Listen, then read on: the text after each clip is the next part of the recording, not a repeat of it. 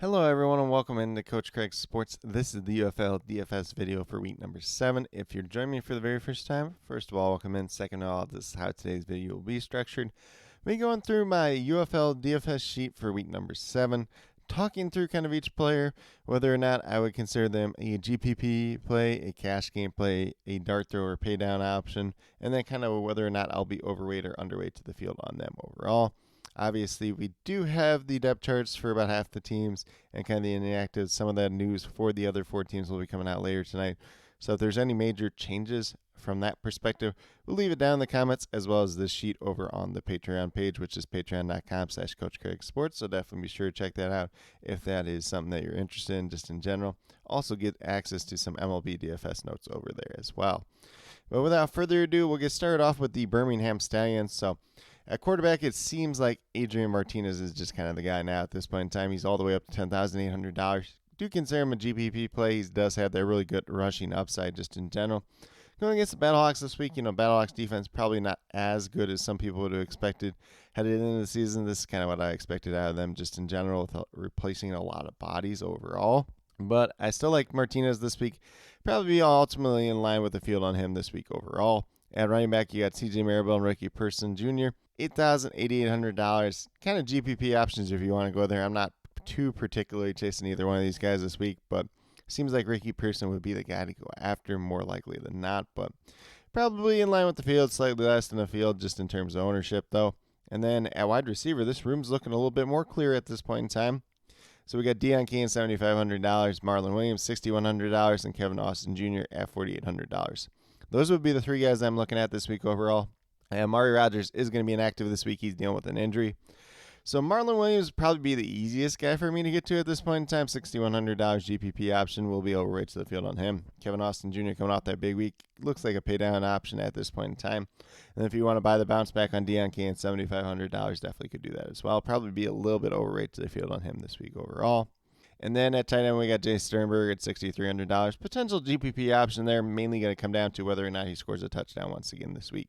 And then we get down to the Birmingham Stallions defense at $4,000. A little bit banged up at this point in time. Scooby right on IR.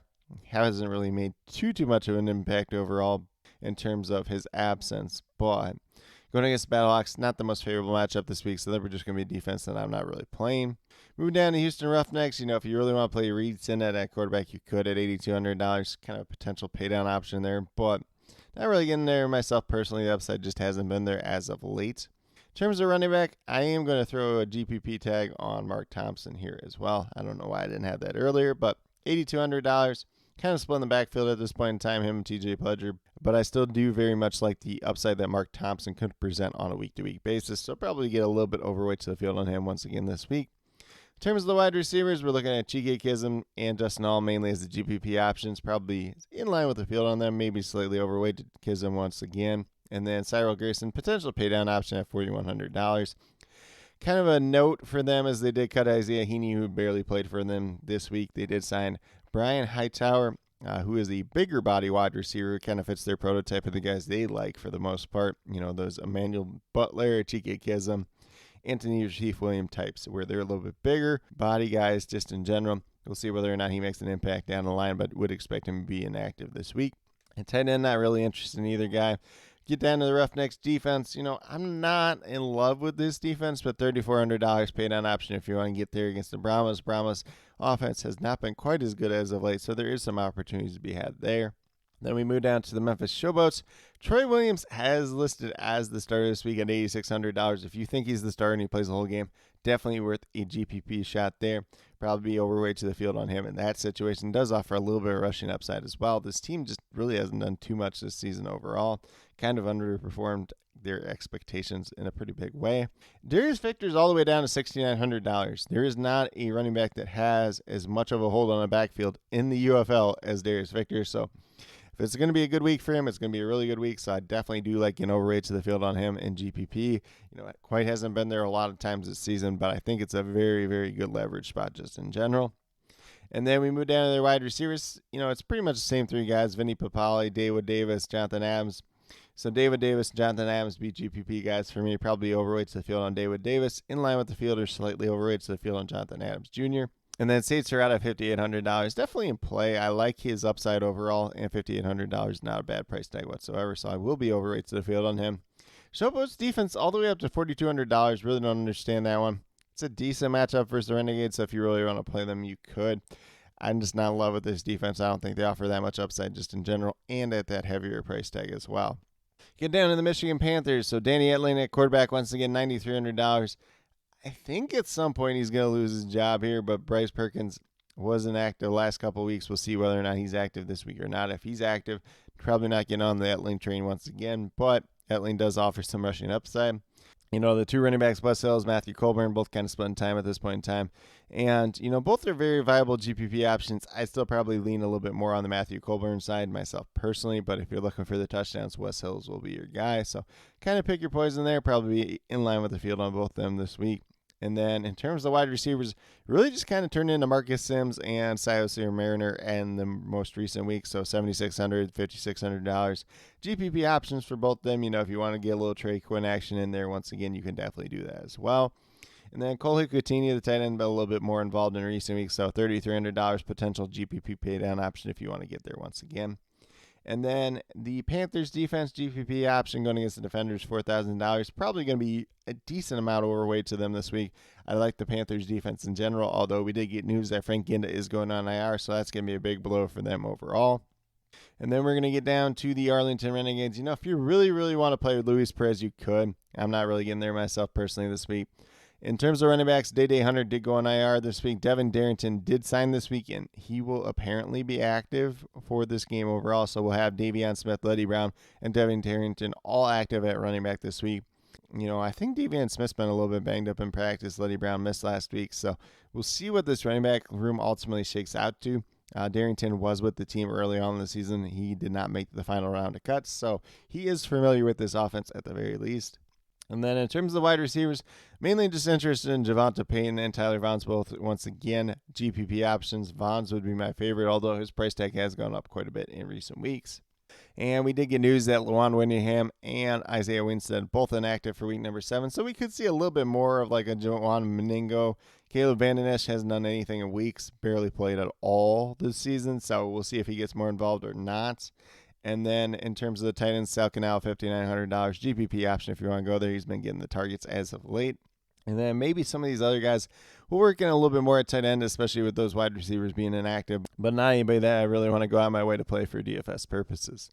Then in terms of the Renegades defense, they have not been very good whatsoever this year, but they're going to get Showboats. Should be a favorable matchup, so $3,600 pay down option if you want to get there. Probably be slightly overweight to the field on them once again this week.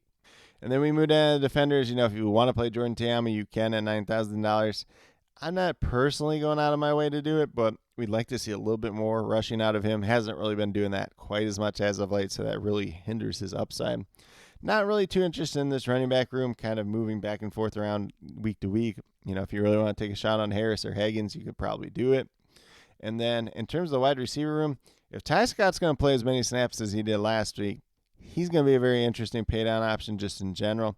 And then Calvin Harmon's kind of been the stud in this room so far this year, so $7,800, playing a good amount of snaps and leading the team in targets overall. If you want to pay down for either tight ends and Alex Ellis, Caden Smith, you could definitely do that, but they're just kind of pay down dart throw options just in general. And then for that defenders defense, $3,700 GPP option going against Michigan Panthers. If they can stop that running game, should be a pretty favorable matchup for them. Putting some pressure on Danny Etling or whoever ultimately ends up at quarterback could be a very favorable matchup for them. So probably be overweight to the field on them once again this week. Then as we move down to the Brahmas, I'm really not super interested in Quentin Dormady this week at $9,400. If you want to go there, you can definitely do it. I think there's probably going to be a lot of pressure on him this week, you know, whether it's Kevin Hogan backing him up, Jane DeLaura. There's going to be some pressure on him for this job overall in the near future if he keeps playing the way he has been the last couple weeks.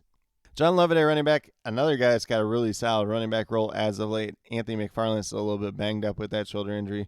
They did sign Puka Williams this week, so we'll see what this room looks like, but I think John Lovett's kind of got a handle on this job as of late. Probably going to be pretty popular this week. GPP option in line with the field on him overall. In terms of the wide receiver room, mainly looking at Justin Smith and Jonte Kirkland this week as GPP options, probably in line with the field on both.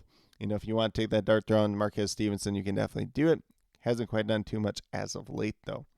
And then Cody Lattimore, $6,900. If you really want to get there, you can probably be in line with the field on him myself this week personally.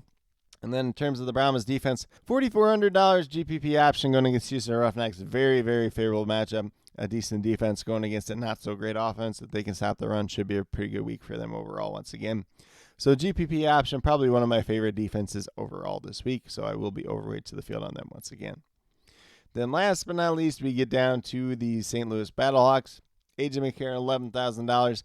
Typically, I'm usually underweight to the field on AJ McCarron just because the upside is a little bit more limited, a little bit more capped. But if this is a back-and-forth game, I do like his upside a little bit more this week. So very much a GPP option, probably in line with the field, maybe even slightly overweight to the field this week overall. Jacob Sailors coming off a pretty lackluster week at $9,300. Still a very viable GPP option, but probably in line with the field, slightly underweight to the field on this week. Probably a decent leverage play if you really want to get there.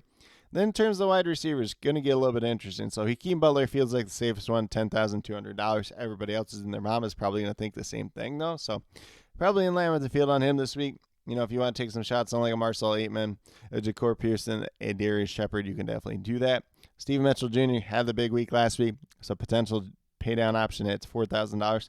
He played a good amount of snaps, so it's not just like he had like 2 catches and a touchdown or something like that on like 4 plays played or anything else like that. He played almost like 60% of the snaps, so he is a viable option in that regard. And then we get down to that Battlehawks defense, $3,800 going against Stallions. Don't really want to take that chance this week overall. Defense hasn't been as good as expected this year, so yeah, it's probably going to be a shootout of a game either way. So not really a team that I'm interested in getting to, but with that being said, that's pretty much what I do have in terms of the sheet for this week. Hopefully you guys all found it very informative. If you have any other specific questions related to UFL DFS for week number 7, be sure to drop them down in the comments and I'll get back to you as quickly as possible. Once again, this sheet will be updated later tonight when we do have that as depth charts, those inactives for the other 4 teams. If anything else does majorly change, we'll also leave that down in the comments as well. So definitely be sure to check up on this video as we get closer to lock. And on this spreadsheet if you are a member of the Patreon community as well. And if you're not already, maybe something to consider looking into at the same time as well. But with that being said, if you are brand new to my channel, checking it out for the very first time, or have yet to subscribe, please consider doing so. Definitely would appreciate it. It helps to build the community that we're trying to build here at Coach Craig Sports, which is one that's truly for you, the viewers, helping you with your DFS. Right now, we have MLB DFS core pick videos coming out Monday through Friday. Unfortunately, missed the video earlier today. Had some other things that I needed to take care of, so I do apologize for that. But typically Monday through Friday, those videos are coming out. Unfortunately, missed 2 days this week, so I do apologize for that. Also have this UFL DFS video coming out once a week. Typically on Fridays, sometimes it might get pushed up to Thursdays, just kind of depends on the week overall. But just want to make sure that I am getting this video out for you guys. And hopefully you guys all enjoy the content. Once again, if you have any questions whatsoever, feel free to leave them down in the comments below, and I'll definitely get back to you as quickly as possible. And then last but not least, if you're interested in sports betting, if you're interested in prop betting whatsoever, be sure to check out the links and promo codes down in the description below for Prize Picks, BetUS, and Parlay Play. If you are a brand new user to any one of those 3 sites, when you sign up, you make your initial deposit, you will get a first match deposit bonus. For Parlay Play and Prize Picks, it's a 100% match up to $100, and then for BetUS, it's a 125% match up to $2,500. So some pretty great opportunities to be had out there. If you have any other questions related to that whatsoever, feel free to reach out to me, whether it's down in the comments or on Twitter at Coach Craig Sport, and be more than happy to help you with that journey as well. But with that being said, that's all that I truly have for today's video. Definitely do appreciate each and every one of you tuning in. Definitely means a lot to me. I hope that each and every one of you have a great rest of your day, no matter what day you're watching this video on. A great weekend overall, and some pretty good luck in UFL DFS for week number 7.